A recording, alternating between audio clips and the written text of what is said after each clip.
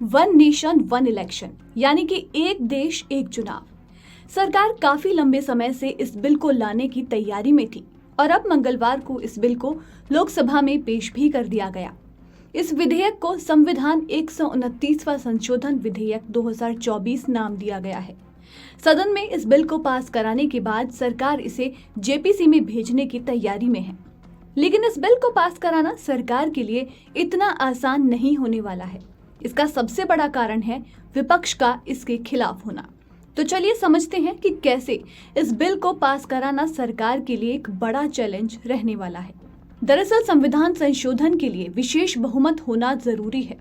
दोनों सदनों में सदस्यों का 2/3 बहुमत होना और मतदान में 50% से ज्यादा वोट होने चाहिए। मगर एनडीए के पास संसद में 2/3 बहुमत नहीं है। वहीं विपक्षी गठबंधन इंडिया अलायंस के दल वन नेशन वन इलेक्शन के खिलाफ हैं। वो शुरुआत से ही इस बिल पर विरोध जता रहे हैं। संसद में बिल पेश होने के दौरान भी वो बिल का विरोध करते पाए गए। तो अब ऐसे में सरकार कैसे इस बिल को पास करा पाएगी, इसका पूरा गणित समझते हैं। दरअसल एक देश एक चुनाव के लिए सरकार 2 बिल ला रही है। इनमें एक संविधान संशोधन का बिल है जिसके लिए 2/3 बहुमत जरूरी है। अब बात करें लोकसभा की, तो यहाँ पर 543 सीटों में से एनडीए के पास अभी 292 सीटें ही हैं और 2/3 बहुमत के लिए 362 का आंकड़ा जरूरी है। वहीं राज्यसभा की 245 सीटों में एनडीए के पास अभी 112 सीटें हैं। 6 मनोनीत सांसदों का भी उसे समर्थन है, जबकि विपक्ष के पास 85 सीटें हैं। लेकिन 2/3 बहुमत हासिल करने के लिए 164 सीटों की जरूरत है। तो ऐसे में इस बिल पर सरकार के लिए बहुमत पाना बहुत ही मुश्किल होगा। अब इस बिल के बारे में आपको बताएं तो अगर ये बिल पास होता है तो इससे देश में एक ही साथ चुनाव कराए जाएंगे। केंद्रीय मंत्रिमंडल ने इस महीने की शुरुआत में वन नेशन वन इलेक्शन विधेयक को मंजूरी दी थी।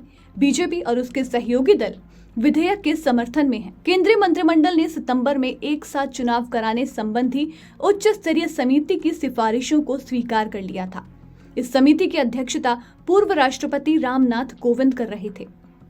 वहीं आपको बता दें कि इस मुद्दे पर बनी रामनाथ कोविंद समिति को 47 राजनीतिक दलों ने अपनी राय दी थी। इनमें 32 दलों ने अपना समर्थन दिया था, जबकि 15 दलों ने विरोध किया था।